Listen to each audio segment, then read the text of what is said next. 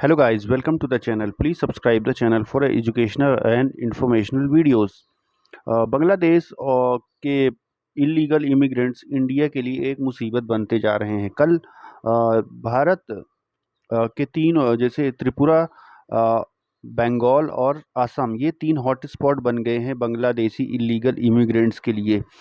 एक एस्टीमेट के मुताबिक सरकार के डेटा के हिसाब से 2 करोड़ से ज़्यादा इलीगल इमिग्रेंट्स बांग्लादेश के भारत में मौजूद हैं, जो कि एक बहुत बड़ा आंकड़ा है और ये कहीं ना कहीं नेशनल सिक्योरिटी के लिए थ्रेट बने हुए हैं। कई जगह फेंसिंग नहीं है, वो बॉर्डर का एरिया काफ़ी कहा जाए तो एक प्रकार से दुर्गम एरिया है, जिससे के कारण से कई जगह से लीगल क्रॉसिंग लगातार होती रहती है। नॉर्थ 24 परगना, मेदिनीपुर, मुर्शिदाबाद, ये पश्चिम बंगाल के कुछ एरियाज हॉट स्पॉट बन गए हैं। कल संसद में बिल पेश करते हुए अमित शाह ने कहा कि भारत कोई धर्मशाला नहीं है कि कोई आए यहाँ पर आधार कार्ड बनवाए और आराम से अपना ज़िंदगी बिताए, क्योंकि हमारे कहीं ना कहीं नेशनल सिक्योरिटी पर भी थ्रेट आ रहा है। ये पूरा एक रैकेट काम करता है जो बांग्लादेश से दिल्ली तक एक पूरा एन रूट करवाता है। अब नए संसद बिल पेश होने के बाद कुछ न कुछ इसमें लगाम लगाए गए। ये एक लंबी प्रोसेस होने वाली है, कोई भी काम एक दिन में नहीं होने वाला, लेकिन धीरे धीरे होगा। और संसद में अमित शाह ने कहा कि हमको इसके लिए कड़े कानूनों की आवश्यकता है और इन्हें सख्ती से लागू भी किया जाएगा।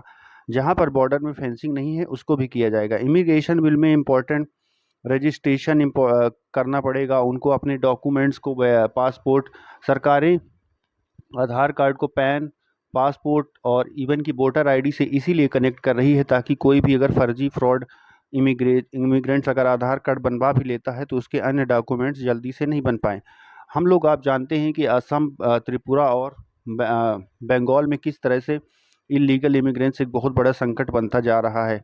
और कहीं ना कहीं अभी नागपुर वायलेंस हुआ था, उसमें भी एक बांग्लादेशी इमिग्रेंट्स का हाथ होने की खबर भी सामने आई थी। डोनाल्ड ट्रंप ने जिस तरह से दुनिया भर के इलीगल इमिग्रेंट्स को डिपोर्ट कर रहे हैं, उससे भारत को भी कहीं ना कहीं अब दुनिया में बल मिल रहा है कि हम भी ऐसा कर सकते हैं। वैसे भी भाजपा गवर्नमेंट का ये एजेंडा ही था। बहरहाल जो भी हो, ये फर्जी तरीके से आकर हमारे आपके बीच में बस्तियों में रह रहे हैं और कहीं ना कहीं चाहे वो जॉब्स हो, सिक्योरिटी हो, नेशनल सिक्योरिटी हो, या फिर कहीं ना कहीं धरना प्रदर्शन और इंडिया के खिलाफ साजिशें रचना, इन सब में शामिल होते हुए पाए जाते हैं। तो अब इनका क्रैकडाउन बहुत ही अनिवार्य हो चुका है। बाकी आप लोगों को क्या विचार है इस बारे में, जो बताइए। जय हिंद।